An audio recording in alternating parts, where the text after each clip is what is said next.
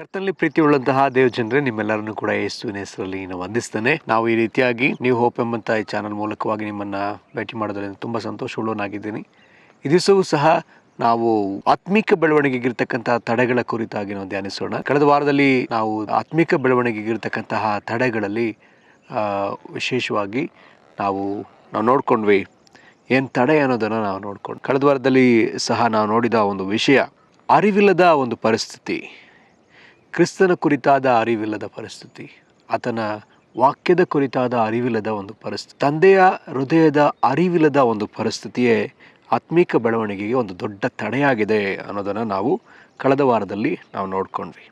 ಸರಿ, ಇದನ್ನು ಮತ್ತೊಂದು ವಿಷಯವಾಗಿ ನಾವು ನೋಡಲಿಕ್ಕಿರ್ತಕ್ಕಂಥ ಒಂದು ವಿಚಾರ ಏನಂತ ಹೇಳಿದ್ರೆ, ಈ ಆತ್ಮಿಕ ಬೆಳವಣಿಗೆಗೆ ತಡೆಯಾಗಿರುವಂಥ ಮತ್ತೊಂದು ವಿಷಯ ಏನಂತ ಹೇಳಿದ್ರೆ, ನಮ್ಮಲ್ಲಿರ್ತಕ್ಕಂಥ ಅಶಿಸ್ತು, ಶಿಸ್ತಿಲ್ಲದ ಪರಿಸ್ಥಿತಿಯೇ ದೊಡ್ಡ ತಡೆಯಾಗಿದೆ. ಯಾಕೆಂದರೆ ದೇವರು ನಮ್ಮಲ್ಲಿ ಯಾವಾಗಲೂ ಶಿಸ್ತನ್ನು ಬಯಸುವ ಕರ್ತನು. ಎಲ್ಲಿ ಶಿಸ್ತಿದೆಯೋ ಅಲ್ಲಿ ಕರ್ತನು ಕಾರ್ಯವನ್ನು ಮಾಡುವ ಆತನಾಗಿದ್ದಾನೆ.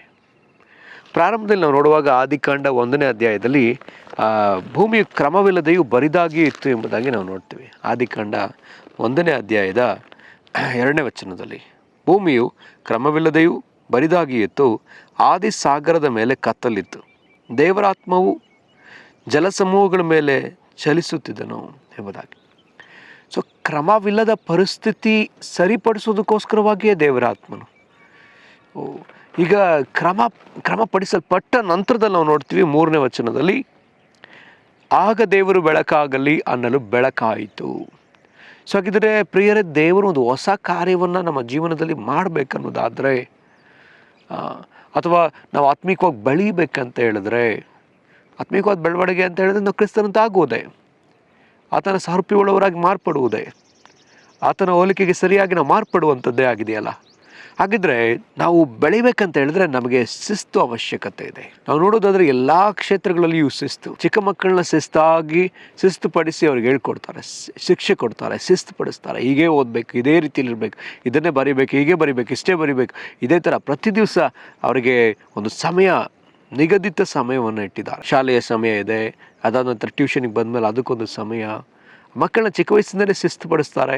ಅದರಿಂದಲೇ ನೋಡ್ರಿ, ಅವರು ಉತ್ತಮವಾದ ಒಂದು ವಿದ್ಯಾಭ್ಯಾಸದಲ್ಲಿ ಉತ್ತೀರ್ಣರಾಗ್ತಾರೆ, ಜ್ಞಾನ ಪಡ್ಕೊಳ್ತಾರೆ, ಈ ಲೋಕದಲ್ಲಿ ಒಂದು ಅಧಿಕಾರಿಯಾಗಿ ಜೀವನ ಮಾಡ್ತಾರೆ. ಶಿಸ್ತಿಲ್ಲದ ಜೀವಿತದಲ್ಲಿ ಯಾವ ಸಾಧನೆಯೂ ಕೂಡ ಮಾಡ್ಲಿಕ್ಕೆ ಸಾಧ್ಯವೇ ಇಲ್ಲ. ಇವತ್ತಿರ್ತಕ್ಕಂಥ ಅನೇಕ ದೇವಸೇವಕರುಗಳ ಜೀವಿತಗಳಿರಬಹುದು, ಮತ್ತು ದೇವರಿಗಾಗಿ ಬಲವಾಗಿ ಪ್ರಜ್ವಲಿಸ್ತಿರ್ತಕ್ಕಂಥ ದೇವಸೇವಕರುಗಳು, ಮತ್ತು ತುಂಬ ದೊಡ್ಡ ಶ್ರೀಮಂತರ ಜೀವನಗಳು, ಮತ್ತು ದೊಡ್ಡ ರಾಜಕಾರಣಿಗಳ ಜೀವನಗಳು. ಅವ್ರ ಜೀವನದಲ್ಲಿ ನಾವು ನೋಡೋದಾದರೆ ಅವರು ತುಂಬ ಶಿಸ್ತುಳ್ಳವರಾಗಿ ಜೀವಿಸ್ತಾರೆ. ಅವ್ರದ್ದು ಟೈಮ್ ಟೇಬಲ್ ಹಾಕ್ಕೊಂಡು ಜೀವನ ಮಾಡೋದನ್ನು ನೋಡ್ತಾರೆ. ಅವರು ಬೆಳಗ್ಗೆ ಎಷ್ಟು ಗಂಟೆಗೆ ಎದ್ದೇಳಬೇಕು, ಎಷ್ಟು ಗಂಟೆಗೆ ಮಲಗಬೇಕು, ಎಲ್ಲಿಗೆ ಹೋಗಬೇಕು, ಎಲ್ಲಿಗೆ ಹೋಗಬಾರ್ದು, ಎಲ್ಲವನ್ನ ಅವರು ಪಟ್ಟಿ ಮಾಡಿ ಅವರು ಜೀವನ ಮಾಡೋದನ್ನು ನಾವು ನೋಡ್ತೀವಿ. ಕ್ರಮವಾದ ಒಂದು ಜೀವನ. ಅವ್ರು ಕೇಳಿದ್ರೆ ನಮಗೆ ಗೊತ್ತಾಗುತ್ತೆ ನಾಳೆ ಎಲ್ಲಿಗೆ ಹೋಗ್ಬೇಕು ಅವ್ರಿಗೆ ಗೊತ್ತಿದೆ. ಆದರೆ ದೇವರ ಮಕ್ಕಳಾಗಿರೋ ನಮಗೆ ಕ್ರಮವಿಲ್ಲದ ಪರಿಸ್ಥಿತಿ ಇರೋದ್ರಿಂದಲೇ ನಾವು ಆತ್ಮಿಕವಾಗಿ ಬೆಳೆಯೋಕ್ಕಾಗ್ತಿಲ್ಲ ಪ್ರಿಯರೇ. ನಾವು ಕ್ರಮಪಡಿಸಿಕೊಳ್ಳಬೇಕಾಗಿದೆ. ನಮ್ಮ ಜೀವನ ಕ್ರಮವಾಗಬೇಕಾಗಿದೆ. ಆರ್ಡರ್ ಆದ ವಿಷಯ ಬೇಕಾಗಿದೆ. ದೇವರು ಆದಾಮ ಅವಳನ್ನು ನಾವು ನೋಡೋದಾದರೆ, ಅವ್ರನ್ನ ಆತ್ಮ, ಪ್ರಾಣ, ಶರೀರವಾಗಿ ಅವ್ರನ್ನ ಉಂಟು ಮಾಡ್ತಾರೆ. ಮೊದಲ ಪ್ರಾಮುಖ್ಯತೆ ಆತ್ಮಕ್ಕೆ, ಅದಾದ ನಂತರ ಪ್ರಾಣಕ್ಕೆ, ಅದಾದ ನಂತರವೇ ಶರೀರಕ್ಕೆ. ಅಂದರೆ ಅವರು ಯಾವಾಗ ಪಾಪವನ್ನು ಮಾಡ್ತಾರೋ, ಪಾಪ ಮಾಡಿದ ನಂತರ ಈ ಆರ್ಡರ್, ಈ ಒಂದು ಕ್ರಮ ತಪ್ಪಿ ಹೋಯಿತು.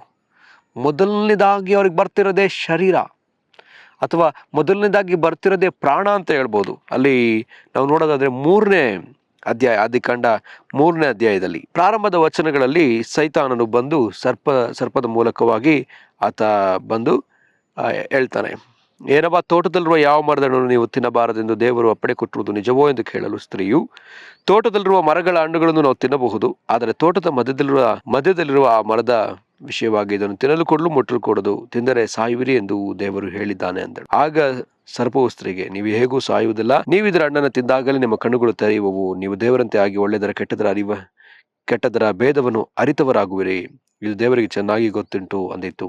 ಆಗ ಸ್ತ್ರೀಯು ಆ ಮರದ ಹಣ್ಣನ್ನು ತಿನ್ನುವುದಕ್ಕೆ ಉತ್ತಮವಾಗಿಯೂ, ಶರೀರ ನೋಡುವುದಕ್ಕೆ ರಮ್ಯವಾಗಿಯೂ, ಜ್ಞಾನೋದಯಕ್ಕೆ ಅಪೇಕ್ಷಿಸತಕ್ಕದಾಗಿಯೂ ಇದೆ. ರಮ್ಯವಾದದ್ದಾಗಿದೆ, ಅಪೇಕ್ಷಿಸತಕ್ಕದ್ದಾಗಿದೆ. ಹಾಗಿದ್ರೆ ನೋಡ್ರಿ, ಆತ್ಮ ಪ್ರಾಣ ಶರೀರ ಈಗ ಏನಾಗ್ತಿದೆ, ಶರೀರ ಪ್ರಾಣ ಆತ್ಮವಾಗಿ ಏನಾಯ್ತು, ಆರ್ಡರ್ ಆಗಿದ್ದದ್ದು ದೇವರದನ್ನ ಕ್ರಮವಾಗಿ ಇಟ್ಟಿದ್ರು, ಸೈತಾನ ಬಂದು ಅದನ್ನ ಕ್ರಮವನ್ನ ಏನ್ ಮಾಡಿದ್ದಾನೆ, ಅಕ್ರಮವಾಗಿ ಜೋಡಿಸ್ತಾ ಇದ್ದಾನೆ. ಮಾನವ ಕುಲದಲ್ಲಿ ಏನ್ ಮಾಡ್ದ, ಸೈತಾನ ಇದನ್ನ ಅಕ್ರಮ ಪಡಿಸ್ಬಿಟ್ಟಿದ್ದಾನೆ. ಆವತ್ತಿನಿಂದ ಇವತ್ತಿನವರೆಗೂ ಇದು ಕ್ರಮವಿಲ್ಲದ ಪರಿಸ್ಥಿತಿಯಾಗಿ ಕಾಣಿಸ್ತಾ ಇದೆ. ಅಪೊಸ್ತಲ ಕೃತ್ಯ ದಿವಸಗಳಲ್ಲಿ ನಾವು ನೋಡ್ತೇವೆ, ಅಪೊಸ್ತಲ ಕೃತ್ಯಗಳ ದಿನಗಳಲ್ಲಿ ಆ ಊಟದ ವಿಚಾರದಲ್ಲಿ ಸಮಸ್ಯೆಗಳು ಬಂದಾಗ, ಊಟದ ವಿಷಯದಲ್ಲಿ ಆ ಒಂದು ಹೋರಾಟ ಬಂದಾಗ, ಇಬ್ರಿಯ ಸ್ತ್ರೀಯರಿಗೂ ಆ ಒಂದು ಗ್ರೀಕ್ ಸ್ತ್ರೀಯರ ಮಧ್ಯದಲ್ಲಿ ಸರಿಯಾದ ಪರಂಪರೆಗೆ ಆಗ್ತಾ ಇಲ್ಲ ಅನ್ನುವಂತಹ ಒಂದು ಕಂಪ್ಲೇಂಟ್ ಬಂದಾಗ ನಾವು ನೋಡ್ತೀವಿ, ಆ ಅಪೊಸ್ತಲರು ಆ ವಿಷಯವನ್ನೇ ಬಿಟ್ಟುಬಿಟ್ರು. ನಾವು ವಾಕ್ಯೋಪದೇಶದಲ್ಲಿಯೂ, ರೊಟ್ಟಿ ಮುರಿಯೋದ್ರಲ್ಲಿಯೂ, ಪ್ರಾರ್ಥನೆ ಮಾಡೋದ್ರಲ್ಲಿಯೂ ನಾವು ನಿರತರಾಗಿರ್ತೇವೆ. ಈ ಕೆಲಸ ನಮಗೆ ಬೇಡ ಎಂಬುದಾಗಿ ಅದಕ್ಕೆ ರಿಸೈನ್ ಬರೆದು ಹೋಗುವುದನ್ನು ನಾವು ಕಾಣ್ತೀವಿ. ಕಾರಣ, ಅವರು ಆತ್ಮಕ್ಕೆ ಮೊದಲ ಪ್ರಾಮುಖ್ಯತೆ ಕೊಟ್ಟರು. ಅದಾದ ನಂತರ ಕಡೆಯದಾಗಿ ಊಟಕ್ಕೆ ಪ್ರಾಮುಖ್ಯತೆ. ಅದಕ್ಕೆ ಅಂತ ಅಂದ್ಬಿಟ್ಟು ಅವ್ರನ್ನ ಟೋಟಲ್ ಆಗಿ ಪರಾಮರ್ಶನ ಬಿಟ್ಟೇ ಅಂತಿಲ್ಲ. ಆ ಊಟದ ವಿಷಯದಲ್ಲಿ ಪರಾಮರ್ಶಲಿಕ್ಕೆ, ಆ ಪರಂಪರೆಗೆ ವಿಚಾರಕ್ಕೆ ಬೇಕಾದಂತಹ ಕೆಲಸಗಾರರನ್ನ, ಅದು ನೋಡ್ಕೊಳ್ಳಿಕ್ಕೆ ಕೆಲವು ಜವಾಬ್ದಾರಿಯುತವಾದಂತಹ ವ್ಯಕ್ತಿಗಳನ್ನ ಅವರು ಏನ್ ಮಾಡ್ತಾರೆ ಅಂತ ಹೇಳಿದ್ರೆ, ಕೆಲವು ಯವನಸ್ಥರನ್ನ ಆಯ್ಕೆ ಮಾಡ್ಕೊಳ್ತಾರೆ. ಸ್ಟೇಫಾನ, ನಿಕನೋರ, ಪ್ರಕೋರ. ಸೊ ಈ ರೀತಿಯಾಗಿ 7 ಜನರನ್ನ ಅವರು 7 ಅಥವಾ 5 ಜನರನ್ನ ಆಯ್ಕೆ ಮಾಡ್ತಾರೆ. ಸರಿ, ಹೀಗೆ ನಮ್ಮ ದೇವರು ಕ್ರಮವನ್ನ ಬಯಸುವ ದೇವರು. ಈ ಆದಿಕಾಂಡದಲ್ಲಿ ಕ್ರಮ ತಪ್ಪಿ ಹೋಗಿರೋದನ್ನ ನಾವು ಕಾಣ್ತೀವಿ. ಕ್ರಮ ತಪ್ಪಿ ಇದು ಇನ್ನೂ ಕ್ರಮ ಹಾಳಾಗ್ತಾನೆ ಬರ್ತಿದೆ. ದೇವ್ರು ಯಾವ್ದನ್ನೆಲ್ಲ ಕ್ರಮ ಪಡಿಸಿದಾನೋ ಶತ್ರು ಅದನ್ನೆಲ್ಲ ಅಕ್ರಮ ಪಡಿಸ್ತಲೇ ಬರ್ತಿದ್ದಾನೆ. ನೋಡ್ರಿ, ದೇವರಿಗೆ ಅಕ್ರಮವಿರುವಾಗ ಅಲ್ಲಿ ದೇವರಿಗೆ ಕೋಪ ಬರ್ತದೆ. ದೇವರದನ್ನ ಮೇಲೆ ನಾಶನವನ್ನ ಬರಮಾಡ್ತಾರೆ. ಅದರಲ್ಲಿ ನಾವು ನೋಡೋದಾದ್ರೆ 6ನೇ ಅಧ್ಯಾಯದಲ್ಲಿ ಜಲ ಪ್ರಳಯವನ್ನ ತಂದದ್ದಕ್ಕೆ ಕಾರಣ ಕ್ರಮ ತಪ್ಪಿ ಹೋಯಿತು. ಎಲ್ಲಾ ಮನುಷ್ಯರು ಪಾಪ ಮಾಡಿ ದೇವರ ಆ ಒಂದು ಒಳ್ಳೆತನನ ಮರೆತು ದಾರಿ ತಪ್ಪಿ ನಡೆಯೋರಾಗಿ ಕಾಣಿಸ್ತಾ ಇದ್ದಾರೆ. ಎಲ್ಲರೂ ಕೂಡ ವ್ಯಭಿಚಾರದಲ್ಲಿ, ಸಲಿಂಗಗಾಮತೆಯಲ್ಲಿ, ಮದುವೆ ಮಾಡಿಕೊಳ್ಳುವಂಥದ್ದು, ಇದರಲ್ಲೇ ತಿನ್ನೋದು, ಕುಡಿಯೋದು, ಇದರಲ್ಲೇ ತಮ್ಮನ್ನು ತೊಡಗಿಸ್ಕೊಂಡಿದ್ದಾರೆ. ಈಗ ದೇವರು ಆ ಸಮಯದಲ್ಲಿ ಪ್ರಪಂಚದ ಮೇಲೆ ದೊಡ್ಡ ಪ್ರಳಯವನ್ನ ತಂದು, ಆಕಾಶ ತೂಬುಗಳನ್ನ ತೆರೆದು, ಭೂಮಿಯ ಸೆಲೆಗಳನ್ನ ತೆರೆದು 40 ದಿವಸ ಧಾರಾಕಾರವಾದ ಮಳೆ ಸುರಿಯುವಂತೆ ಮಾಡಿ ಭೂಮಿಯನ್ನೇ ಸರ್ವನಾಶ ಮಾಡಿದ್ರು. ಭೂಮಿಯಲ್ಲಿದ್ದ ಎಲ್ಲಾ ಜೀವಿಗಳು ನಾಶವಾಯಿತು. ನೋಹನ ಒಂದು ಹಡಗಿನಲ್ಲಿ ಆ ಒಂದು ನಾವೆಯಲ್ಲಿ ಅಲ್ಲಿದ್ದಂಥ ಜೀವಿಗಳು, ಅಲ್ಲಿದ್ದಂಥ ಪಕ್ಷಿ ಪ್ರಾಣಿಗಳು ಮತ್ತು ಆತನ ಕುಟುಂಬವನ್ನು ಹೊರತುಪಡಿಸಿ ಎಲ್ಲವೂ ನಾಶವಾಗಿ ಹೋಯಿತು. ಅಂದ್ರೆ ಅರ್ಥ, ದೇವರು ಕ್ರಮವಿಲ್ಲದ ಪರಿಸ್ಥಿತಿಯನ್ನು ತೆಗೆದು ಕ್ರಮಪಡಿಸುವುದಕ್ಕೆ ಪ್ರಾರಂಭಿಸಿದರು. ನಂತರ ನೋಹನಿಗೆ ಆ ನೀರೆಲ್ಲ ಕಡಿಮೆ ಆದ ನಂತರ ನೋಹನಿಗೆ ತಿರುಗಿ ದೇವರು ಆಜ್ಞೆ ಮಾಡ್ಕೊಳ್ತಾರೆ, ಸಮಾಧಾನದ ಒಡಂಬಡಿಕೆ ಮಾಡ್ಕೊಳ್ತಾರೆ. ನಾನು ಇನ್ನು ಮುಂದೆ ನೀರಿನಿಂದ ಈ ಭೂಮಿಯನ್ನು ನಾಶಪಡಿಸೋದಿಲ್ಲ. ಸಮಾಧಾನದ ಒಡಂಬಡಿಕೆಗಾಗಿಯೇ ಆ ಒಂದು ಮಳೆ ಬಿಲ್ಲು, ಎಲ್ಲರೂ ಕಾಮನ ಬಿಲ್ಲು ಅಂತ ಹೇಳ್ತಾ ಇರೋದು, ಕಾಮನ ಬಿಲ್ಲೆಲ್ಲ ಬದಲಾಗಿದ್ದು ಮಳೆಯ ಬಿಲ್ಲು. ಮಳೆ ಬಿಲ್ಲನ್ನ ದೇವರು ತೋರಿಸಿ ನಾನು ಇನ್ನೊಂದಿಗೆ ಸಮಾಧಾನದ ಒಡಂಬಡಿಕೆಯನ್ನು ಮಾಡ್ಕೊಳ್ತೀನಿ ಅಂತೇಳಿ ಒಡಂಬಡಿಕೆಯನ್ನು ಮಾಡ್ಕೊಳ್ಳೋದನ್ನ ನಾವು ಕಾಣ್ತೀವಿ. ಹಾಗಿದ್ರೆ ಪ್ರಿಯರೇ, ದೇವರು ಮನುಷ್ಯನ ಸಂಗಡ ಮನುಷ್ಯನಲ್ಲಿ ಬಯಸುವಂಥದ್ದು ಏನಂತ ಹೇಳಿದ್ರೆ ಕ್ರಮ, ಶಿಸ್ತಾಗಿ ಇರುವಂತಹ ಜೀವಿತವನ್ನ ದೇವರು ಬಯಸ್ತಾರೆ. ದೇವರ ಆಲೋಚನೆ ಮೇರೆಗೆ ದೇವರು ಹೇಳಿದಂತೆಯೇ ಜೀವಿಸಬೇಕು, ದೇವರ ಕ್ರಮವಾಗಿಯೇ ಜೀವಿಸಬೇಕು. ನಾವು ಕಳೆದ ದಿನದಲ್ಲಿಯೂ ಕೂಡ ನಾವು ನೋಡಿದ್ವಿ, ಯೆಶಾಯ 1ನೇ ಅಧ್ಯಾಯದ 3ನೇ ವಚನದಲ್ಲಿ, ಎತ್ತು ತನ್ನ ಯಜಮಾನನನ್ನು, ಕತ್ತೆಯು ತನ್ನ ಗೋದಲಿಯನ್ನು, ಅಂದ್ರೆ ಆ ಒಂದು ಕೊಟ್ಟಿಗೆಯನ್ನು ಹರಿತಿರುತ್ತದೆ. ತಿಳಿದಿತ್ತು, ನನ್ನ ಜನರಾದರೂ ನನ್ನ ದೇವರನ್ನ ತಿಳಿದಿಲ್ಲ, ಯೆಹೋವ ದೇವರನ್ನ ತಿಳಿಯಲಿಲ್ಲ, ತೊರೆದು ಬಿಟ್ಟಿದ್ದಾರೆ ಎಂಬುದಾಗಿ ನಾವು ಕಳೆದ ವಾರದಲ್ಲಿ ನಾವು ನೋಡಿದ್ದೇವೆ. ಹಾಗಿದ್ರೆ ಇಲ್ಲಿ ಪ್ರಿಯರೇ, ದೇವರು ಅದನ್ನೇ ಬಯಸ್ತಾ ಇದ್ದಾರೆ. ಆತನನ್ನು ತಿಳ್ಕೊಂಡವರಾಗಿ, ಆತನ ನಿಯಮವನ್ನು ತಿಳ್ಕೊಂಡವರಾಗಿ ನಾವು ಕ್ರಮವಾಗಿ ಜೀವಿಸುವಂಥದ್ದನ್ನೇ ದೇವರು ಬಯಸ್ತಾರೆ. ಕ್ರಮವಾಗಿ ಜೀವಿಸಬೇಕು, ಶಿಸ್ತಾಗಿ ಜೀವಿಸಬೇಕು, ಹೀಗೆಯೇ ಜೀವಿಸಬೇಕು. ಯೆರೆಮೀಯನ ಪ್ರವಾದನೆ ಗ್ರಂಥದಲ್ಲಿ ಕೂಡ ನಾವು ನೋಡಿದ್ವಿ, ಆ ಬಕ್ಕ ಪಕ್ಷಿಗೆ ಆಕಾಶದಲ್ಲಿ ಹಾರಾಡಬೇಕು, ಯಾವಾಗ ಮನೆ ಒಳಗಡೆ ಬರಬೇಕು, ಯಾವಾಗ ಹೊರಗೆ ಹೋಗ್ಬೇಕು, ಎಲ್ಲ ಪಕ್ಷಿಗಳಿಗೂ, ಕೊಕ್ಕರೆಗೆ, ಪಕ್ಷಿಗೆ, ಎಲ್ಲಾ ಪಕ್ಷಿಗಳಿಗೂ ಯಾವಾಗ ಗೂಡಿನೊಳಗಡೆ ಹೋಗ್ಬೇಕು, ಯಾವಾಗ ಗೂಡಿಂದ ಹೊರಗಡೆ ಹೋಗ್ಬೇಕು ಅನ್ನೋದದ್ದು ಗೊತ್ತಿದೆ. ಆದ್ರೆ ನನ್ನ ಜನರಿಗೂ ಅರಿವು ಇಲ್ಲ, ಆತನ ನಿಯಮದ ಕುರಿತಾದ ತಿಳುವಳಿಕೆ ಇಲ್ಲ ಎಂಬುದಾಗಿ ಕಳೆದ ವಾರದಲ್ಲಿ ನಾವು ನೋಡಿದ್ದೇವೆ. ಕ್ರಮವನ್ನ ದೇವರು ಬಯಸುವ ಆತನಾಗಿದ್ದಾನೆ. ಅವನಲ್ಲಿ ಕ್ರಮವಿದೆಯೋ, ಕ್ರಮವಿಲ್ಲದೆ ಇರೋದಾದ್ರೆ ದೇವರು ಅದನ್ನು ಕ್ರಮಪಡಿಸುವುದಕ್ಕೆ ಬಯಸುವ ಕರ್ತನಾಗಿದ್ದಾನೆ. ಹಾಗೆಯೇ ಈ ತರ ನಾವು ನೋಡ್ತೀವಿ. ಅದಾದ ನಂತರದಲ್ಲಿ ದೇವರು ತನಗೇ ಅಂತ ಹೇಳಿ ಒಂದು ಸಂತತಿಯನ್ನು ಆಯ್ಕೆ ಮಾಡ್ಕೊಳ್ತಿದ್ದಾನೆ. ಅಬ್ರಹಾಮನ ಸಂತತಿ, ಅಬ್ರಹಾಮನ ಸಂತತಿಯಲ್ಲಿ ಈಸಾಕನಲ್ಲಿ ಯಾಕೋಬನಲ್ಲಿ 12 ಕುಲಗಳು. ಈ 12 ಕುಲಗಳಲ್ಲಿ ಯೋಸೆಫ, ಮನಸ್ಸೆ, ಎಫ್ರಾಯಿಮ್ ಆಯ್ಕೆ ಮಾಡ್ಕೊಳ್ಳೋದನ್ನ ನಾವು ನೋಡ್ತೀವಿ.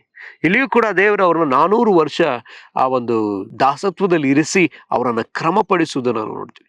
ಆ 400 ವರ್ಷದಲ್ಲಿ ಅವರು ಕ್ರಮಪಡಿಸಲ್ಪಡದೇ ಇದ್ದುದರಿಂದ ದೇವರಿಗೆ ಏನ್ ಮಾಡ್ತಿದ್ದಾರೆ, ಮತ್ತೆ ಅವ್ರನ್ನ ಅಡವಿಯಲ್ಲಿ ಇಟ್ಟು ಅವ್ರಿಗೆ ಧರ್ಮಶಾಸ್ತ್ರವನ್ನ ಕೊಟ್ಟು ಅವ್ರನ್ನ ಕ್ರಮಪಡಿಸ್ತಾ ಇದ್ದಾರೆ. ಹೀಗೆ ತಿನ್ಬೇಕು, ಹೀಗೆ ಕುಡಿಬೇಕು, ಇದನ್ನೇ ತಿನ್ಬೇಕು, ಇದನ್ನ ತಿನ್ಬಾರ್ದು, ನಿಮ್ಮನ್ನು ಹೀಗೆ ಶುದ್ಧೀಕರಿಸ್ಕೊಳ್ಬೇಕು, ಹೀಗೆ ದೇವ್ರನ್ನ ಆರಾಧಿಸ್ಬೇಕು, ನೀವು ಬೇರೆ ದೇವರುಗಳನ್ನ ಆರಾಧಿಸ್ಬಾರ್ದು. ಈ ರೀತಿಯಲ್ಲಿ ಅನೇಕ ವಿಚಾರಗಳನ್ನ ದೇವರು ಇಸ್ರಾಯೇಲ್ ಜನರಿಗೆ ಹೇಳೋದನ್ನ ನಾವು ಕಾಣ್ತೀವಿ. ಪ್ರೇರಾಗಿದ್ರೆ ಈ ದಿವಸ ನಾವು ನಮ್ಮನ್ನ ಬೈಬಲ್ ನೋಡುವಾಗ ನಾವು ಅನೇಕ ವಿಷಯಗಳನ್ನ ನಾವು ನೋಡ್ಲಿಕ್ಕೆ ಸಾಧ್ಯ. ವಿಮೋಚನಾ ಕಾಂಡದ ಕಡೆಯ ಅಧ್ಯಾಯದ ಕಡೆಯ ವಚನ ಹೀಗೆ ಹೇಳ್ತದೆ, ಅದನ್ನ ನಾವು ನೋಡಿಕೊಳ್ಳೋಣ. ದೇವರು ಮೋಶೆಗೆ ಆಜ್ಞಾಪಿಸಿದ್ದೆಲ್ಲವನ್ನ ಮೋಶೆ ಮಾಡಿ ಮುಗಿಸಿದ್ದಾನೆ. ಆಗ ಏನಾಯ್ತಂತೆ, ನಾವು ಅದನ್ನ ತೆಗೆದುಕೊಳ್ಳೋಣ. ವಿಮೋಚನಾ ಕಾಂಡ 40ನೇ ಅಧ್ಯಾಯ 33ನೇ ವಚನದಿಂದ, ಗುಡಾರಕ್ಕೂ ಯಜ್ಞವೇದಿಗೂ ಸುತ್ತಲೂ ಅಂಗಳದ ಆವರಣವನ್ನು ಎತ್ತಿ ನಿಲ್ಲಿಸಿ ಅಂಗಳದ ಬಾಗಿಲಿಗೆ ಪರದೆಯನ್ನು ಹಾಕಿದನು. ಹೀಗೆ ಮೋಶೆ ಆ ಕೆಲಸವನ್ನೆಲ್ಲ ಮುಗಿಸಿದನು.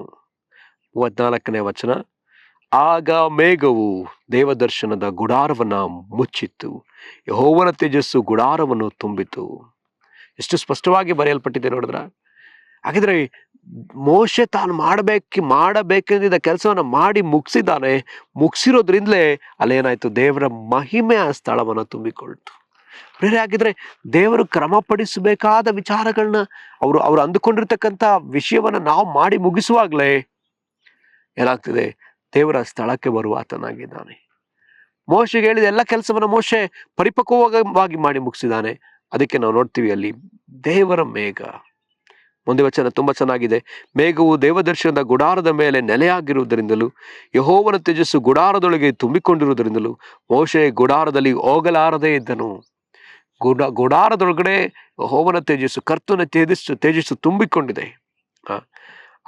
ಅಲ್ಲಿ ಹೋಗ್ಲಿಕ್ಕೆ ಸ್ಥಳನೇ ಇಲ್ಲ. ಆತನು ಪರಿಪೂರ್ಣವಾಗಿ ತುಂಬಿಕೊಂಡಿದ್ದಾನೆ. ಮೋಶೆಗೂ ಕೂಡ ಸ್ಥಳವಿಲ್ಲದ ಹಾಗೆ ದೇವರು ತುಂಬಿಕೊಂಡಿದ್ದಾನೆ. ಕ್ರಮವುಳ್ಳ ಜೀವಿತಗಳ ಒಳಗೆ ದೇವರು ಹೀಗೆ ಬರ್ಲಿಕ್ಕೆ ಆತನು ಬಯಸ್ತಾ ಇದ್ದಾನೆ. 2026ನೇ ವರ್ಷದಲ್ಲಿ ದೇವರು ಹೀಗೆ ನಮ್ಮನ್ನ ತುಂಬಿಕೊಳ್ಳಬೇಕೆಂದು ಬಯಸುವ ಕರ್ತನಾಗಿದ್ದಾನೆ ಪ್ರಿಯರೇ. ಹಾಗಿದ್ಮೇಲೆ ಈಗ ನಾವು ನಮ್ಮನ್ನ ಕ್ರಮಪಡಿಸಿಕೊಳ್ಳಬೇಕು. ಹೇಗೆ ಇಲ್ಲಿ ಆ ಒಂದು ಗುಡಾರದಲ್ಲಿ ಇದ್ದಂಥ ಪ್ರತಿಯೊಂದೊಂದು ವಿಚಾರಗಳು ದೇವರು ಹೇಳಿದಾಗೆಯೇ ಕ್ರಮಪಡಿಸಲ್ಪಡಬೇಕಿತ್ತು. ಅವ್ರು ಹೇಳಿದ ಹಾಗೆ ಎಲ್ಲ ಕ್ರಮಪಡಿಸಲ್ಪಟ್ಟ ನಂತರ ಅಲ್ಲಿರ್ತಕ್ಕಂಥ ಮಂಜೂಷ ಪೆಟ್ಟಿಗೆ ಎಷ್ಟೇ ಅಳತೆ ಅದಾಗಿರ್ಬೇಕು, ಇಂಥದ್ದೇ ಆಗಿರ್ಬೇಕು, ಇಂಥ ಮರವನ್ನು ಉಪಯೋಗಿಸ್ಬೇಕು, ಅದ್ರ ಮೇಲೆ ಚಿನ್ನವನ್ನ ಇದೇ ರೀತಿಯಲ್ಲಿ ಹಾಕ್ಬೇಕು, ಅದ್ರ ಮೇಲೆ ಇರ್ತಕ್ಕಂಥ ಆಕಾರಗಳು ಹೀಗೆ ಇರಬೇಕು, ಅಲ್ಲಿರ್ತಕ್ಕಂಥ ರೊಟ್ಟಿಯ ಮೇಜ್ ಹೀಗೆ ಇರಬೇಕು, ಅಲ್ಲಿರ್ತಕ್ಕಂಥ ಧೂಪವೇದಿ ಹೀಗೆ ಇರಬೇಕು, ಅಲ್ಲಿರ್ತಕ್ಕಂಥ ಯಜ್ಞವೇದಿ ಹಾಗೆ ಇರಬೇಕು, ಅಲ್ಲಿರ್ತಕ್ಕಂಥ ಆ ಒಂದು ಬಲಿಪೀಠ ಇದೇ ರೀತಿಯಲ್ಲಿ ಇರಬೇಕು, ಇಷ್ಟೇ ಅಳತೆ, ಇಷ್ಟೇ ಎತ್ತರ, ಇಷ್ಟೇ, ಇಂಥದ್ದೇ, ಇಂಥ ಮರವೇ, ಇಂಥ ಚರ್ಮ, ಇಂಥ ಬಟ್ಟೆ, ಇಂಥ ಕಲ್ಲುಗಳು, ಇಂಥ ಅರಳುಗಳು, ಅದನ್ನೇ ಉಪಯೋಗಿಸ್ಬೇಕಂತ ಹೇಳಿ ಕರ್ತನು ಯಾಕೆ ಸ್ಪೆಸಿಫಿಕ್ ಆಗಿ ಬರೆಸಿಟ್ಟಿದ್ದಾನೆ? ಕಾರಣ, ನಿರ್ದಿಷ್ಟವಾಗಿ ಬರೆಸಿಟ್ಟಿರುವುದಕ್ಕೆ ಕಾರಣ ಇಷ್ಟೇ. ಇದು ನಮಗೆ ಒಂದು ಛಾಯೆ ಆಗಿದೆ, ಒಂದು ನೆರಳಾಗಿ ನಮಗೆ ಇದನ್ನು ಕೊಡಲ್ಪಟ್ಟಿದೆ. ಕಾರಣ ಇದರಂತೆ ನಾವು ಜೀವಿಸಬೇಕು. ದೇವರಿಗೆ ನಮ್ಮ ವಿಷಯದಲ್ಲಿ ನಿಯಮಗಳಿದೆ. ಹೀಗೆ ಜೀವಿಸ್ಬೇಕು, ಇದನ್ನೇ ಮಾಡ್ಬೇಕು. ಅದಕ್ಕೆ ನೋಡ್ರಿ, ನಮ್ಮ ಒಬ್ಬೊಬ್ಬರು ಜೀವನದಲ್ಲಿ ದೇವರು ಒಂದು ಚಿತ್ತವನ್ನು ಇಟ್ಟಿದ್ದಾರೆ. ನಾವು ಅದನ್ನು ಅರ್ಥಕೊಳ್ಬೇಕು. ನನ್ನ ಜೀವನದಲ್ಲಿ ದೇವರೇ ನಿನ್ನ ಚಿತ್ತ ಏನು? ನನ್ನ ಜೀವನದಲ್ಲಿ ದೇವರೇ ನಿನ್ನ ಚಿತ್ತ ಏನು? ನಿನ್ನ ಉದ್ದೇಶ ಏನು? ನೀನು ಕೊಟ್ಟಿರೋ ದರ್ಶನ ಏನು ಎಂಬುದಾಗಿ ನಾವು ತಿಳಿದು ಜೀವಿಸುವವರಾದ್ರೆ ನಾವು ಆತ್ಮಿಕವಾಗಿ ಬೆಳೀತಾ ಹೋಗ್ತೇವೆ. ಹಾಗೆ ನಾವು ಮುಂದೆ ಇನ್ನು ಅನೇಕ ವಿಷಯಗಳನ್ನ ನಾವು ನೋಡೋದಾದ್ರೆ ತುಂಬಾ ವಿಷಯಗಳು ಬರೆಯಲ್ಪಟ್ಟಿದೆ ನೋಡಿ. ಇದೆಲ್ಲವೂ ಕೂಡ ಅಷ್ಟೇ. ಯಾಜಕ ಕಾಂಡ, ಅರಣ್ಯ ಕಾಂಡ, ಧರ್ಮೋಪದೇಶ ಕಾಂಡ ಎಲ್ಲವೂ ಯಾಕೆ? ಕ್ರಮಪಡಿಸಿಕೊಳ್ಳುವುದಕ್ಕೆ. ಇಸ್ರಾಯೇಲ್ಯರು ತಮ್ಮನ್ನ ಕ್ರಮಪಡಿಸಿಕೊಳ್ಳುವುದಕ್ಕೋಸ್ಕರವಾಗಿ ಎಲ್ಲವನ್ನು ಬರೆಸಿಕೊಟ್ರು. ಪ್ರವಾದಿಗಳು ಯಾಕೆ? ಕ್ರಮಪಡಿಸಿಕೊಳ್ಳುವುದಕ್ಕೋಸ್ಕರ. 1ನೇ ಅರಸಲ್ಲಿ ನಾವು ನೋಡುವುದಾದ್ರೆ ಅಲ್ಲಿ 17ನೇ ಅಧ್ಯಾಯದಲ್ಲಿ ಅಲ್ಲೊಬ್ಬ ಪ್ರವಾದಿ, ನಮ್ಮೆಲ್ಲರಿಗೆ ಗೊತ್ತಿರುವಂತಹ ಒಬ್ಬ ಪ್ರವಾದಿ. ಯಾರ ಪ್ರವಾದಿ? ಎಲಿಯ. ಈ ಪ್ರವಾದಿಗೆ ಒಂದು ದೊಡ್ಡ ಸವಾಲು ಬರ್ತದೆ. ನಾವು ಅದನ್ನ ಅರಿತವರಾಗಿದ್ದೀವಿ. 19ನೇ ಅಧ್ಯಾಯದಲ್ಲಿ ಒಂದು ದೊಡ್ಡ ಸವಾಲು. ಎಲಿಯನು ಎಲಿಯನ ಕುರಿತಾಗಿ ನಾವು ನೋಡ್ತಾ ಬರ್ತೀವಿ. ಎಲಿಯನ ಕುರಿತಾಗಿ ನಾವು ನೋಡುವಾಗ ಎಲಿಯನಿಗೆ ಒಂದು ದೊಡ್ಡ ಸವಾಲು ಎಲ್ಲಿ ಅಂತ ಹೇಳಿದ್ರೆ, ಆ ಒಂದು ಕಾರ್ಮೇಲ್ ಬೆಟ್ಟದ ಮೇಲೆ ಆತನಿಗೆ ಒಂದು ಸವಾಲು. ಏನದು ಸವಾಲು?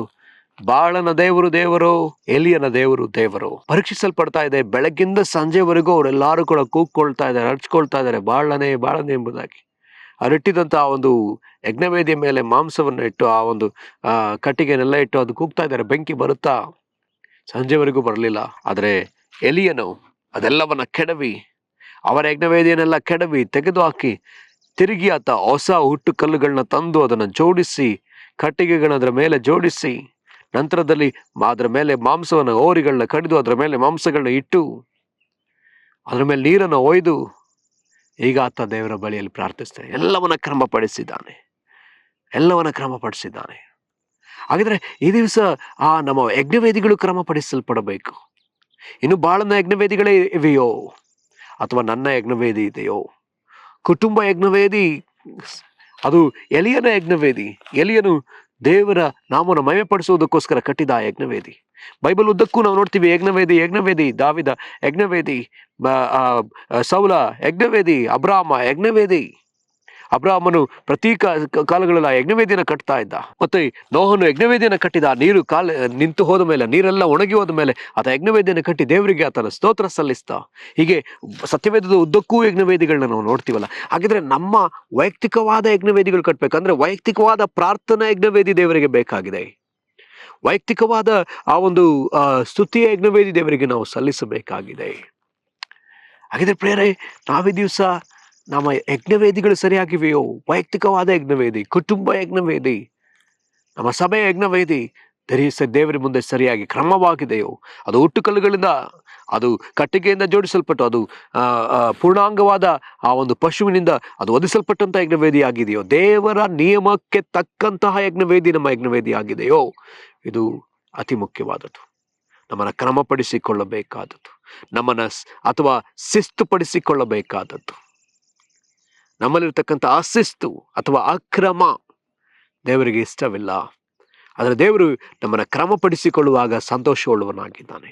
ಆತನು ಶೀಘ್ರದಲ್ಲಿ ಉತ್ತರವನ್ನು ಕೊಡುವ ಆತನಾಗಿದ್ದಾನೆ. ಸಹೋದರನೇ, ಸಹೋದರಿಯೇ, ನಿನ್ನ ಅನೇಕ ಪ್ರಾರ್ಥನೆಗಳು ಉತ್ತರ ಸಿಗ್ಲಿಲ್ಲ ಎಂಬುದಾಗಿ ನೀನು ಆಲೋಚಿಸ್ತಾ ಇದ್ದೀಯೋ? ಅದಕ್ಕಿಂತ ಮುಂಚಿತವಾಗಿ ನಿನ್ನ ಯಜ್ಞವೇದಿ, ನಿನ್ನ ಪ್ರಾರ್ಥನಾ ಜೀವನವನ್ನು ಕ್ರಮಪಡಿಸಿಕೋ.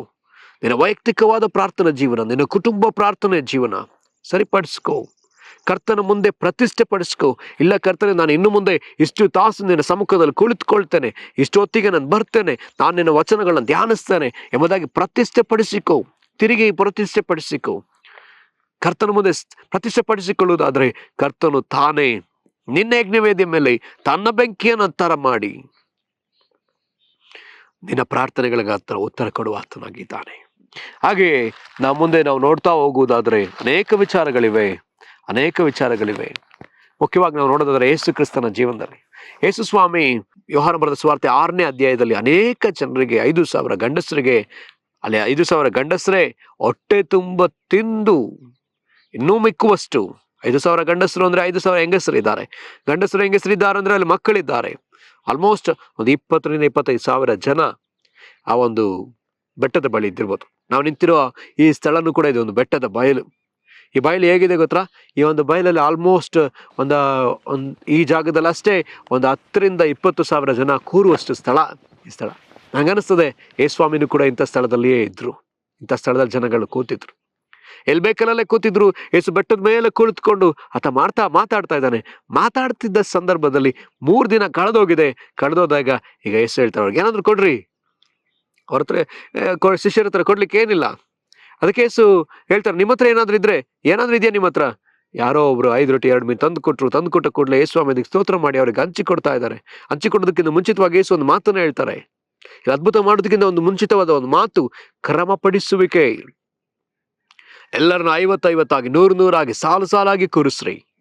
ಎಲ್ಲರೂ ಸಾಲಾಗಿ ಕೂರಿಸಲ್ಪಟ್ರು. ಆಗ ಅಲ್ಲಿ ಒಂದು ಅದ್ಭುತ. ಕಾನಾವೂರಿನ ಮದುವೆ ಮನೆಯಲ್ಲಿ ಒಂದು ಅದ್ಭುತ ನಡೆಯೋದಕ್ಕಿಂತ ಮುಂಚಿತವಾಗಿ ಅಲ್ಲಿ ಕ್ರಮಪಡಿಸಲ್ಪಡುವಿಕೆ. ಮೊದಲನೇದಾಗಿ ದೇವರು ಹೇಳ್ತಾರೆ, ಅಲ್ಲಿರ್ತಕ್ಕಂಥ ಕಲ್ಲಿನ ಬಾನೆಗಳನ್ನ, 6 ಕಲ್ಲಿನ ಬಾನೆಗಳನ್ನ ತೆಗೆದುಕೊಂಡು ಬನ್ರಿ, ನೀರಿನಿಂದ ತುಂಬಿಸ್ಕೊಂಡು ತಗೊಂಡ್ಬನ್ರಿ. ಕ್ರಮಪಡಿಸಲ್ಪಡುವಿಕೆ. ಆ ಕ್ರಮಪಡಿಸಲ್ಪಟ್ಟ ನಂತರದಲ್ಲಿ ಆ ಒಂದು ನಾವು ನೋಡ್ತೀವಿ ಅಲ್ಲಿಂದ ಅದ್ಭುತ. ಪ್ರೇರೆ, ದೇವರು ನಮ್ಮಲ್ಲಿ ಕೂಡ ಅದನ್ನೇ ಬಯಸ್ತಾನೆ. ಯೇಸ್ವಾಮಿ ಲೋಕದಲ್ಲಿದ್ದಾಗ ಯಾರಾದರೂ ಒಬ್ಬ ವ್ಯಕ್ತಿಯನ್ನ ಗುಣಪಡಿಸುವಾಗ್ಲೂ ಕೂಡ, ಸ್ವಸ್ಥಪಡಿಸುವಾಗ್ಲೂ ಕೂಡ ಅಲ್ಲಿ ಕ್ರಮಪಡಿಸಿದ ನಂತರ, ಅಲ್ಲಿ ಕ್ರಮ ಬಂದ ನಂತರದಲ್ಲಿಯೇ ದೇವರು ಏನಾದರೂ ಒಂದು ಕಾರ್ಯ ಮಾಡ್ಲಿಕ್ಕೆ ಆಯ್ತು. ಅದನ್ನ ಒಂದು ವಾಕ್ಯ ಭಾಗವನ್ನು ನಾವು ಧ್ಯಾನಿಸೋಣ. ಆ ಯೋಹಾನ ಬರೆದ ಸುವಾರ್ತೆ 8ನೇ ಅಧ್ಯಾಯ, ಅದರಲ್ಲಿ ಈಗ ಬರೆಯಲ್ಪಟ್ಟಿದೆ, ಅದನ್ನು ನಾವು ನೋಡ್ಕೊಳ್ಳೋಣ. 10ನೇ ವಚನ. ಯೇಸು ನೆಟ್ಟಗೆ ಕೂತುಕೊಂಡು ಆ ಸ್ತ್ರೀಯನ್ನೇ ಹೊರತು ಯಾರನ್ನೂ ನೋಡದೆ ಆಕೆಗೆ, ಅಮ್ಮ, ನಿನ್ನ ಮೇಲೆ ತಪ್ಪು ಹೊರಿಸುವವರು ಎಲ್ಲಿದ್ದಾರೆ? ನಿನಗೆ ಯಾರೂ ಶಿಕ್ಷೆಯನ್ನು ವಿಧಿಸಲಿಲ್ಲವೋ ಅಂದರು. ಯಾರೂ ವಿಧಿಸಲಿಲ್ಲ ಸ್ವಾಮಿ ಅಂದಳು. ಯೇಸು ಆಕೆಗೆ, ನಾನು ನಿನಗೆ ಶಿಕ್ಷೆ ವಿಧಿಸುವುದಿಲ್ಲ, ಹೋಗು, ಇನ್ನು ಮೇಲೆ ಪಾಪ ಮಾಡಬೇಡವೆಂದು ಹೇಳಿದನು. ಇಂಗ್ಲಿಷಲ್ಲಿ ತುಂಬಾ ಚೆನ್ನಾಗಿದೆ ಆಕೆಯ ಪ್ರತ್ಯುತ್ತರ. She said, "No one, Lord." And Jesus said, "Neither do I command you, I condemn you.